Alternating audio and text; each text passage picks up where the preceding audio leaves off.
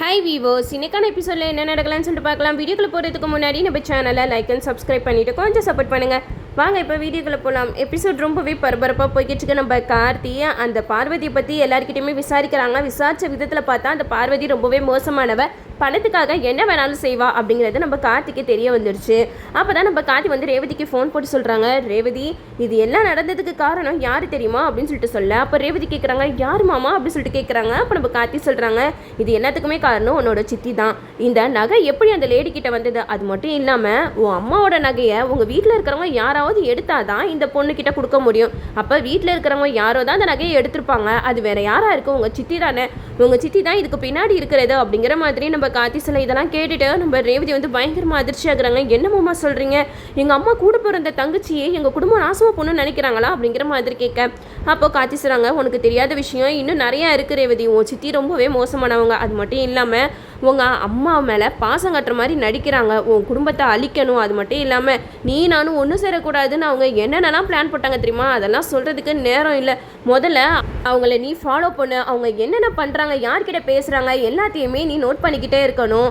நம்ம அந்த பார்வதியை எப்படியும் இந்த ஊரை விட்டு போகாத மாதிரி நம்ம தடுக்கணும் அப்படிங்கிற மாதிரி சொல்லி. இதை கேட்ட ரேவதி சொல்கிறாங்க, கண்டிப்பாக மாமா நான் சித்தியை நான் ஃபாலோ பண்ணிக்கிட்டே இருக்கேன் அப்படிங்கிற மாதிரி சொல்லிடுறாங்க. இந்த சைடு நம்ம சாமுண்டேஸ்வரி கிட்ட சந்திரா வந்து என்னமோ நல்ல விதமாக பேசிக்கிட்டு இருக்காங்க. நீ எதுக்கும் கவலைப்படாதுக்கா, ஆனால் என்ன பண்ணுறது, இந்த மாதிரி ஒரு துரோகத்தை எந்த ஒரு பொண்ணாலையும் தாங்க முடியாது தான். அது மட்டும் இல்லாமல் மாமா இப்படி பண்ணுவாங்கன்னு கனவுல கூட நினச்சி பார்க்க முடியல அப்படி இப்படின்னு சொல்லிட்டு சந்திரா வந்து சாமுண்டேஸ்வரி கிட்ட சொல்லிக்கிட்டு இருக்கும்போது ரேவதி வராங்க. ரேவதி சந்திரா பேசுகிறத கேட்டுட்டு செம்மையாக கடுப்பாக்குறாங்க. அப்போது சந்திரா கிட்ட சொல்கிறாங்க, சித்தி உங்களுக்கு கொஞ்சம் கூட அறிவே இல்லையா, என் அப்பாவை பற்றி நீங்கள் எப்படி அப்படின்லாம் சொல்லலாம். எங்கள் அப்பாவை பற்றி எங்களுக்கு தெரியும். எங்கள் அம்மா வேணா எங்கள் அப்பா மேலே சந்தேகப்படலாம், ஆனால் எங்கள் அப்பா மேலே எங்களுக்கு கொஞ்சம் கூட சந்தேகம் வரவே இல்லை. அது மட்டும் இல்லாமல் எங்கள் அப்பாவுக்கு நாங்களாம் தான் உலகம். அது மட்டும் இல்லாமல் எங்கள் அம்மா மேலே எந்த அளவுக்கு அவர் பாசம் வச்சுருந்தா தன்னுடைய குடும்பத்தையே உதறி தள்ளிட்டு எங்கள் அம்மாவுக்காக இங்கே வந்து இருப்பார். அப்படிப்பட்ட மனுஷன் மேலே இப்படி அபாண்டமாக பழி விழுந்திருக்கு. அந்த பழியை துடைக்கிறதுக்கு கார்த்தி மாமா கண்டிப்பாக ஏதாவது ஆதாரத்தை கொண்டு வருவார் அப்படிங்கிற மாதிரி நம்ம ரேவதி சொல்ல. இதை கேட்டுட்டு நம்ம சாம்பிச்சேரி சொல்கிறாங்க, ஆளுக்கு இப்படி பேசி என்னை இன்னும் கஷ்டப்படுத்தாதீங்க அப்படிங்கிற மாதிரி சொல்ல. அதுக்கு ரேவதி சொல்கிறாங்க, அம்மா கொஞ்சமாவது யோசிச்சு பாருங்கம்மா, அப்பா தப்பாக போகிறவர் அம்மா, அப்பாவுக்கு நம்மளை விட்டால் வேறு என்னம்மா உலகம் இருக்குது அப்படிங்கிற மாதிரி நம்ம ரேவதி கேட்க. அதுக்கு சந்திரா சொல்கிறாங்க, என்ன ரேவதி அந்த பஞ்சாயத்தில் பார்வதி சொன்னதை நீ மறந்துட்டியா, அதான் உங்கள் அப்பா தொடையில் மச்சம் இருக்குன்னு சொல்லிட்டு அவள் தெக்க தெளிவாக சொல்லியிருக்காளே அப்படிங்கிற மாதிரி சொல்ல. அப்போது ரேவதி சொல்கிறாங்க, அதை ஒன்றை மட்டும் வச்சு எங்கள் அப்பாவை சந்தேகப்பட முடியாது. தேவையில்லாமல் இது மாதிரி எங்கள் அப்பாவை பற்றி நீங்களும் தப்பாக பேசிகிட்டு இருந்தீங்க, அப்புறம் நான் மனுஷியாகவே இருக்க மாட்டேன் அப்படிங்கிற மாதிரி சொல்ல. இது கேட்ட ராஜராஜன் சொல்கிறாங்க, விடுமா ரேவதி, என்ன பண்ணுறது எல்லாம் என்னோட நேரம், என் மேலே எந்த தப்பு இல்லைன்னு சொல்லிட்டு என்னோட மனசாட்சிக்கு தெரியுமா, அது போதும் அப்படின்னு சொல்லிட்டு ரேவதி கூட்டிகிட்டு போகிறாங்க. அப்போது நம்ம சந்திரா வந்து சாம்பிச்சரிக்கிட்ட சொல்கிறாங்க, பாத்தியாக்கா செய்கிற தப்பெல்லாம் செஞ்சுது என் மனசாட்சிக்கு தெரியும், என் மூளைக்கு தெரியும் சொல்லிட்டு பேசிட்டு போகிறாரு அப்படின்னு சொல்லிட்டு சந்திரா சொல்ல. இதை கேட்டுட்டு சாம்பிச்சரி சொல்கிறாங்க, இல்லை சந்திரா என்னால் மாமாவை முழுசாக சந்தேகப்பட முடியல, எனக்கு என்னமோ இது யாரோட சூழ்ச்சி மாதிரி தெரியுது அப்படிங்கிற மாதிரி சொல்லும்போது சந்திரா சொல்கிறாங்க, நீ சும்மா இப்படியே கண்மூடித்தனமாக யாரையும் நம்பிட்டு இருக்காத. அப்படி தான் முதல்ல அந்த டிரைவரை நம்பினேன், கடைசியில் பற்றியா அவன் எவ்வளோ பெரிய ஆப்பா வச்சுட்டு போயிட்டான். இப்போ மாமா மேலே எனக்கு சந்தேகம் அதிகமாகிக்கிட்டே இருக்கு. அந்த பொண்ணு அவ்வளோ ஸ்ட்ராங்காக அந்த பஞ்சாயத்தில் வந்து பேசிக்கிட்டு இருக்கா, இதுக்கு மேலே எப்படிக்கா நீ மாமாவை சந்தேகப்படாமல் இருக்க முடியும் அப்படிங்கிற மாதிரி சொல்ல.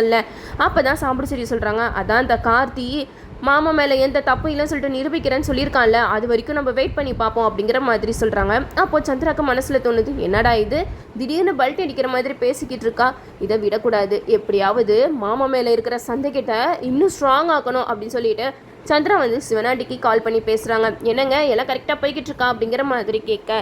அப்போது சிவனாண்டி சொல்கிறாங்க, சந்திரா நீ எதுக்கும் கவலைப்படாத, அந்த கார்த்தி பையன் ஏதோ ஆதாரத்தை எடுக்க போகிறேன்னு சொல்கிறான்ல, அவனுக்கு எந்த ஒரு ஆதாரமும் கையில் கிடைக்காது, ஆதாரம் இல்லாமல் அவனால் ஒன்றும் பண்ண முடியாது அப்படிங்கிற மாதிரி சிவனாண்டி சொல்ல. அதுக்கு சந்திரா சொல்கிறாங்க, இதுதாங்க சரியான நேரம், எப்படியாவது அக்கா கிட்டேருந்து மாமாவை நிரந்தரமாக பிரிச்சிடணும் அப்படிங்கிற மாதிரி சந்திரா சொல்லிக்கிட்டு இருக்கேன். அதுக்கு சிவனாண்டி சொல்கிறாங்க, கவலையே படாத சந்திரா, நம்ம 2 பேரையும் பிரித்து வேடிக்கை பார்த்தால, இப்போ பாரு அவன் புருஷன் பண்ண துரோகம் தாங்க முடியாமல் உன் அக்கா தூக்கில் கூட தொங்கிடுவான் அப்படிங்கிற மாதிரி சிவனாண்டி சொல்ல.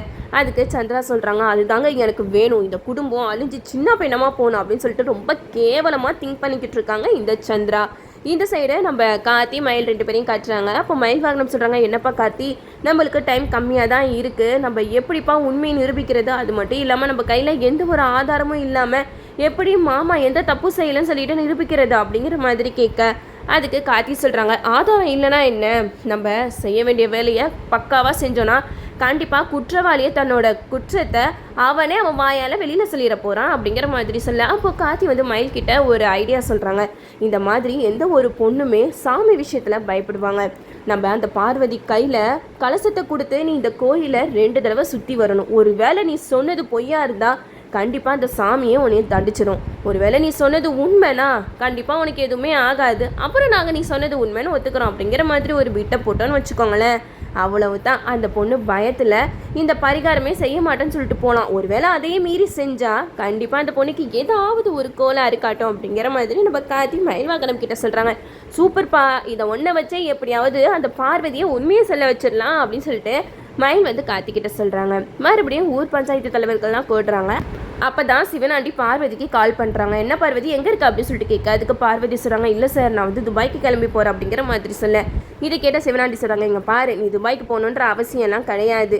இங்கே அந்த கார்த்தி பையனுக்கு எந்த ஒரு ஆதாரமும் கிடைக்கல. நீ தைரியமாக வந்து பஞ்சாயத்தில் நிற்கலாம். கண்டிப்பாக அந்த ராஜராஜன் மேலே பழி விழுகணும். அதுக்கப்புறம் தான் நாங்கள் நினச்சதை சாதிக்க முடியும் அப்படின்னு சொல்லிட்டு சிவனாண்டி பார்வதி கிட்ட சொல்கிறாங்க. அதுக்கு பார்வதி சொல்கிறாங்க, சார் நான் உங்கள் பேச்சை நம்பி தான் சார் வரேன், எதையும் நீ பிரச்சனையில் மாட்டி விட்டுறாதீங்க அப்படிங்கிற மாதிரி சொல்ல. அதுக்கு சிவனாண்டி சொல்கிறாங்க, அதெல்லாம் நீ கவலைப்படாத, நீ பஞ்சாயத்துக்கு ஒழுங்காக கிளம்பி வா அப்படிங்கிற மாதிரி சொல்கிறாங்க. பார்வதியும் பஞ்சாயத்துக்கு கிளம்பி வராங்க. அப்போ ஊர் தலைவர்கள்லாம் ஒன்று கூடுறப்ப நம்ம கார்த்தி கையில் கலசத்தை வச்சுருக்காங்க. அப்போ பார்வதி அந்த கலசத்தை பார்க்குறாங்க. எதுக்காக இவர் இந்த கலசத்தை கையில் வச்சுருக்காரு, என்ன பண்ண போகிறாங்கன்னு தெரியலையே அப்படின்னு சொல்லிட்டு பார்வதி அந்த கலசத்தை பார்த்ததுமே ஒரு மாதிரி நடுங்கி போய் தான் நிற்கிறாங்க. அப்போது ஊர் தலைவர்கள்லாம் பார்வதி கிட்ட சொல்கிறாங்க, ஏம்மா பார்வதி, நீ வந்து ராஜராஜன் உன்கிட்ட தப்பான உறவில் இருந்தாருன்னு சொல்லிக்கிட்டு இருக்க. அதை நாங்கள் எந்த அளவுக்கு உண்மைன்னு எடுத்துக்கிறதுன்னு எங்களுக்கு தெரியல. அதனால நீ சொன்னது உண்மையாக இருந்துச்சுன்னா நாங்கள் சொல்கிற பரிகாரத்தை நீ கரெக்டாக செஞ்சிடணும். ஒருவேளை அந்த பரிகாரம் செய்யும் போது உனக்கு எந்த ஒரு ஆபத்தும் இல்லைனா நீ சொன்னது உண்மைன்னு நாங்கள் ஒத்துக்கிறோம் அப்படிங்கிற மாதிரி சொல்ல. இதை கேட்டுட்டு பார்வதி கேட்குறாங்க, அப்படி என்னங்கய்யா பரிகாரம் இருக்குது அப்படிங்கிற மாதிரி கேட்க, அதுக்கு கார்த்தி சொல்கிறாங்க, நீங்கள் இந்த கலசத்தை எடுத்துகிட்டு இந்த கோயிலை 2 தடவை சுற்றி வரணும். ஒருவேளை இந்த கலசத்தை எடுத்து நீங்கள் சுற்றி வரும்போது உங்களுக்கு ஏதாவது ஒரு ஆபத்து வந்துருச்சுன்னா கண்டிப்பாக நீங்கள் சொன்னது பொய்ன்னு அர்த்தம். அப்படி இல்லை, நீங்கள் நல்லபடியாக சுற்றி வந்துட்டீங்கன்னா நீங்கள் சொன்னது உண்மைன்றதை நாங்கள் ஒத்துக்கிறோம் அப்படிங்கிற மாதிரி நம்ம கார்த்தி வந்து அந்த பார்வதி கிட்ட சொல்கிறாங்க. அப்போது முத்துவேல் வந்து சிவனாண்டி கிட்ட சொல்கிறாங்க, என்னப்பா எந்த ஒரு ஆதாரமும் இல்லை சொல்லிட்டு நம்ம நினச்சிட்டு இருந்தோம், கடைசியில் இந்த கார்த்தி பையன் இப்படி ஒரு வேலையை பண்ணிட்டானே அப்படிங்கிற மாதிரி சொல்ல. அதுக்கு சிவனாண்டி சொல்கிறாங்க, நீங்கள் எதுக்கு கவலைப்படாதீங்க சித்தப்பு, அவன் மாமாவை காப்பாற்றுறதுக்காக ஏதோ ஒரு குட்டிக்காரனம் போட்டுட்ருக்கான், பாப்பா என்ன தான் நடக்குதுன்னு அப்படிங்கிற மாதிரி சிவனாண்டி சொல்ல. இந்த சைடை பார்வதி அந்த ஊர் தலைவர்கிட்ட போய் சொல்கிறாங்க, சரிங்கய்யா நான் சுற்றிட்டு வரேன் அப்படின்னு சொல்லிட்டு கலசத்தை வாங்குறாங்க. அந்த கலசத்தை வாங்கினதுமே பார்வதிக்கு ஒரு மாதிரி கிடுகிடுன்னு கையெல்லாம் நடுங்குது. அப்போ நம்ம கார்த்தி கேட்குறாங்க, என்னாச்சு, எதுக்காக உங்கள் கையெல்லாம் நடுங்குது அப்படிங்கிற மாதிரி கேட்க, அதுக்கு பார்வதி சொல்கிறாங்க, இல்லை ஒன்றும் இல்லை அப்படின்னு சொல்லிட்டு சமாளிக்கிறாங்க. பார்வதிக்கு மனசெல்லாம் ஒரு பயம் எடுத்துக்கிட்டே இருக்குது. நம்ம செஞ்சது தப்பு தான், கண்டிப்பாக நம்மளை சாமி தண்டிச்சிருமா அப்படின்னு சொல்லிட்டு பயத்திலேயே கோயிலை சுற்றி வராங்க. அப்போது நம்ம பார்வதிக்கு வந்து அந்த கருப்பசாமி ஏதோ ஒரு மாதிரி பயம்படுத்துகிற மாதிரி தெரியுது. அப்போது பார்வதி அந்த கலசத்தை தூக்கி போட்டுட்டு ஓடுறாங்க. இதை பார்த்ததுமே எல்லாருமே சிரிக்க ஆரம்பிச்சிடுறாங்க. சிவனாண்டி முத்துவேலுக்கு என்ன பண்ணுறதுனே தெரியல. அப்போ தான் கார்த்தி சொல்கிறாங்க, பார்த்தீங்களா, அவங்க சொன்னது முழுக்க போய், அவங்க பொய் சொல்லி அந்த கலசத்தை தூக்குனனால தான் சாமியை அவங்கள பயம்படுத்திடுச்சு அப்படிங்கிற மாதிரி சொல்ல. இப்போ சொல்லுங்கய்யா, யார் மேலே தப்பு இருக்கு, எங்கள் மாமா மேலே எந்த ஒரு தப்புமே இல்லை, அதை இந்த பொண்ணு வாயாலே சொல்லணும் அப்படிங்கிற மாதிரி கேட்க, அப்போ பார்வதி சொல்கிறாங்கன்னா, உண்மையை சொல்லிடுறேயா, அவர் மேலே எந்த தப்பும் இல்லை, இனி இந்த மாதிரிலாம் அவர் மேலே வீண் பழி போட சொல்லி ஒருத்தவங்க சொன்னாங்க அப்படிங்கிற மாதிரி சொல்ல. இது கேட்ட ஊர் தலைவர்கள் சொல்கிறாங்க, நீ ஒழுங்காக அவங்க யார் என்னங்கிறத சொல்லிடா, அப்படி இல்லைன்னா நடக்கிறதே வேற அப்படிங்கிற மாதிரி சொல்லும்போது பார்வதி வந்து சிவனாண்டியை தான் பார்க்குறாங்க. அப்போ சிவனாண்டி கண்ணை கட்டுறாங்க, வேண்டாம் சொல்லிடாத அப்படின்னு கண்ணை காட்டிகிட்டு இருக்கும்போது பார்வதி வந்து நினைக்கிறாங்க, வேணப்பா இதுலேயே நம்ம போய் சொன்னால் கண்டிப்பாக இந்த சாமியை நம்மளை தண்டிச்சிரும் அப்படின்னு சொல்லிட்டு பார்வதி சிவனாண்டியை தான் கை காட்டுறாங்க. இவர் தான் நீ இந்த மாதிரி பொய் சொல்லி சொன்னார், நிறைய பணம் தருவேன்னு சொன்னார், பணத்துக்கு ஆசைப்பட்டு தாயா இப்படிலாம் பண்ணிட்டேன், என்னை மன்னிச்சிருங்க, அந்த கடவுள் கண்டிப்பாக நான் பொய் சொன்னதுக்கு என்னை சும்மா விட மாட்டார் அப்படின்னு சொல்லிட்டு பார்வதி ரொம்பவே பயப்படுறாங்க. அப்போ நம்ம கார்த்தி சொல்கிறாங்க, நீங்கள் அநியாயமாக எங்கள் மாமா மேலே பள்ளியை தூக்கி போட்டிருக்கீங்க, அது மட்டும் இல்லாமல் நீங்கள் செஞ்ச தப்புக்கு என் மாமா காலையும் என் அத்தை காலையும் விழுந்து நீங்கள் மன்னிப்பு கேட்கணும் அப்படிங்கிற மாதிரி சொல்ல.